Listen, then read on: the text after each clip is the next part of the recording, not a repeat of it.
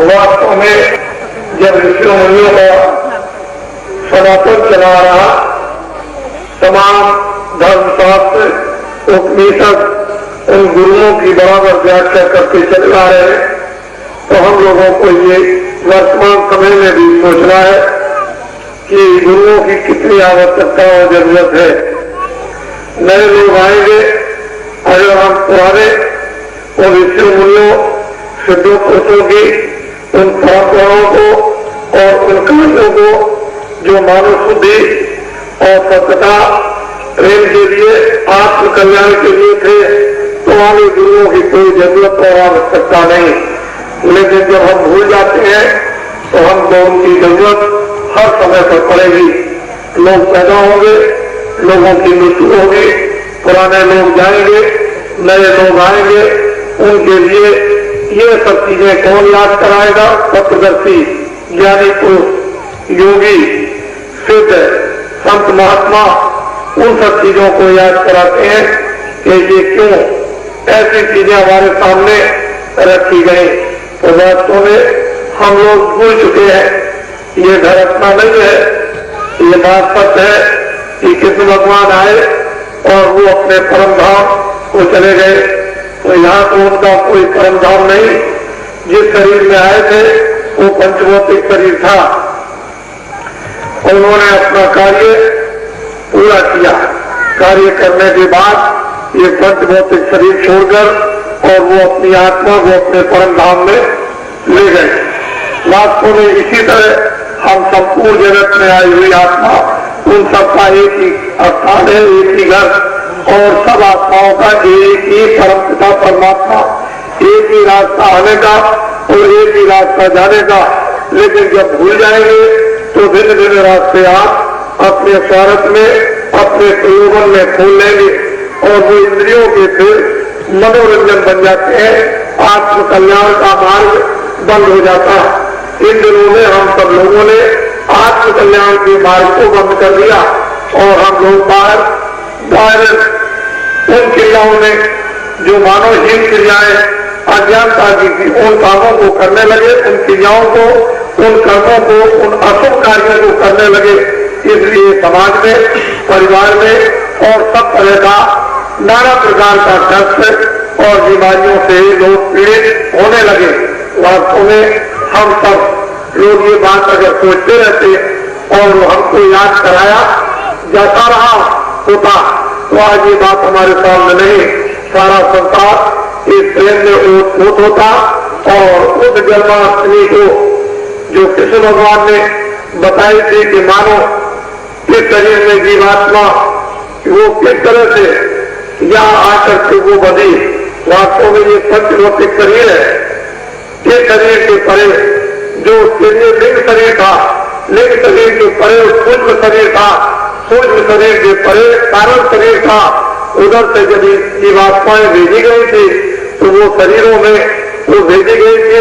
ये स्थूल शरीर में जीवात्मा की वो चेतनता जब उधर से जीवात्मा आई, दोनों आंखों के पीछे बैठ गई तो होश था, पूरा ज्ञान था, पूरी शक्ति थी। वो किसी प्रकार की कोई आनंद में कमी नहीं थी, कोई शक्ति में कमी नहीं, कोई ज्ञान में कमी नहीं। पूर्वों का पूरा पूरा बोध था। लेकिन धीरे धीरे जब दोनों आंखों के पीछे बैठ गई और कर्मों का कोई नियम नहीं बना था, पाप और पुण्य, उस समय इसके ऊपर कोई आवरण नहीं आ सकता था, न इसके ऊपर कोई आवरण आया था। वो हमेशा चेतन से जगी हुई थी और वह होश में थी। लेकिन जब कर्मों का नियम बन गया और धीरे धीरे धीरे धीरे धीरे धीरे जब अंदर आवरण जमा गंदगी का होने लगा तो होते होते होते होते इसकी चेतनता, इसका होश धीरे धीरे धीरे धीरे धीरे धीरे विस्तृत होने लगा, बोलने लगा। और दूर होते होते गंदगी पड़ते पड़ते इतनी गंदगी पड़ गई कि आंख भी बंद हो गए, कान भी बंद हो गए, नाश्ता भी बंद हो गई। उधर अपनी चेतनता का, अपने रूप का, अपने बोध का हो जाता रहा। अब यही आत्मा जिसकी परम शक्ति थी वो जनता में आकर के फंस गए और वो 5 तत्वों में और 3 गुणों में आकर के बन गई। अब ये अपने आप नहीं निकल सकती। इसके लिए सहयोग, इसके लिए सहायता, मदद उन महान चेतन शक्तियों की चाहिए कि वो इस जड़ता से उस जीवात्मा की चेतनता को, उस गंदगी को हटा करके निकाले। जब गंदगी हटेगी तो इसकी चेतनता निकलेगी, और जब वो चेतनता निकलेगी तो आकाश में एक आईना है, आकाश में एक प्रकाश है, उसमें एक शीशा है, वो जड़ा हुआ है, वो नीला आकाश है। जब वो अपने होश में आती है और आकाश में देखती है उस नीले उस नूर को, उस प्रकाश को, तो उसमें जीवात्मा का स्वयं अपने आप का रूप बोध होता है। अपने स्वरूप को वो देखती है तब उसको ये होता है कि मैं तो अरूप हूं, मेरा इस जगत में कोई भी रूप का वर्णन नहीं कर सकता। जो मालिक का रूप है वो जीवात्मा का, लेकिन जब तक कि उसको वो है ना, वो सीता वो दर्शक को नहीं मिलेगा, होश में आकर तब तक वो अपने आप को पहचान नहीं सकती कि मैं कौन हूं। तो ये जीवात्मा जड़ चेतन की गांठ में बन गई, और मैं महापुरुषों के बिना उन शक्तियों के अब इसका खुलना नहीं हो सकता है। इसलिए जन्माष्टमी क्यों मनाई जाती थी कि ये शरीर से जो पंचभौतिक शरीर है, थोड़े दिनों के लिए उसने दिया, और थोड़े दिनों के बाद समय पूरा होने पर ये किराए का मकान इसे खाली करना पड़ेगा। उसके पहले ही इस चेतनता को उस जड़ता से निकाला जाए। लेकिन जो रास्ता जानते हैं, जो उसको पहचानते हैं, जो जीवात्मा की गंदगी को साफ कर सकते हैं, जो इसको जला सकते हैं, जो इसका शक्ति प्रदान कर सकते हैं, ऐसी पांच विभूतियां जब इसको सहयोग देंगी, मदद करेंगी, तब ये उधर से निकलेंगे और इसकी थोड़ी हुई इच्छाएं जागेंगी प्रभु दर्शन के लिए। जब दर्शन के लिए जगेंगे, इसको प्रेम मिलेगा, उन महात्माओं की कृपा से जो प्रेम आएगा तो ये निर्मल होगी, मन निर्मल होगा, चित्त निर्मल होगा, अंतःकरण बुद्धि में विवेक होगा, और सात्विक मानवता का प्रेम जगेगा। जब मानवता का प्रेम जगेगा तो आत्मदर्शन के लिए तड़प पैदा होगी।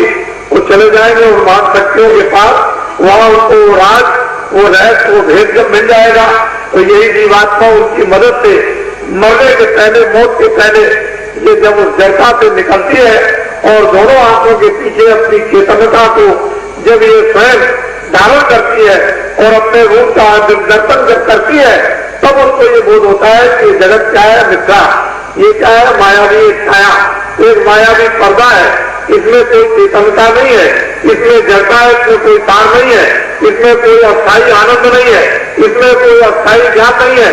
जब इन सब चीजों का बोध हो जाता है उसको, तब उसे मालूम होता है कि मैं यहाँ पर रहने वाला नहीं, और यथार्थ में बुद्धि के द्वारा संसार का पूरा पूरा उसे ज्ञान भूत और भविष्य का जब होता है कि पहले कितने कौन थे, पहले कैसा था, अब कैसा और भविष्य में कैसा होगा, तब जाकर के इसको वो तरफ वो विनय महापुरुषों की कृपा से मिलती है। और ये जीवात्मा इस शरीर से मरने के पहले धीरे धीरे धीरे धीरे निकाली जाती है, और निकाल करके जब वो अपने दोनों आंखों के पीछे उस प्रकाश में जब खड़ी होती है तो उसका वास्तव में जन्म होता है।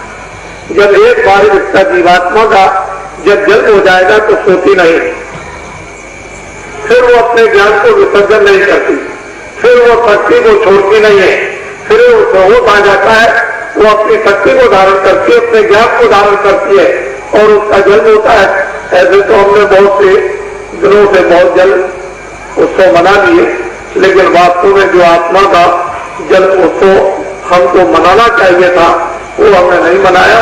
वैसे हमने मनाए, लेकिन हमने